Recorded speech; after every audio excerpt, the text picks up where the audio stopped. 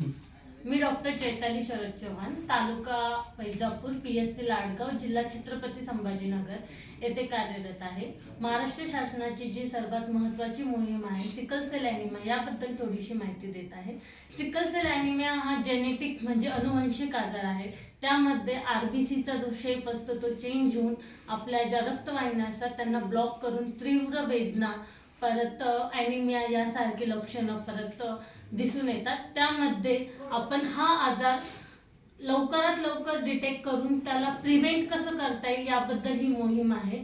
0 ते 40 वयोगटातील सर्व लोकांची आपण तपासणी करून त्यांना योग्य ते उपचार देण्यात येईल। हा आजार लवकरात लवकर आपण जर ओळखला तर आपण त्याला प्रिव्हेंट करू शकतो आणि पुढच्या पिढीला म्हणजे पुढच्या पिढीपर्यंत तो आजार न जाण्यासाठी आपण काहीतरी करू शकतो। कारण की त्यामध्ये या आजाराला काही क्युरेबल म्हणजे पूर्णपणे बरं होण्यासारखा नाहीये, हा आपण फक्त प्रिव्हेंट म्हणजे प्रतिबंध करू शकतो। यासाठी ही मोहीम आहे।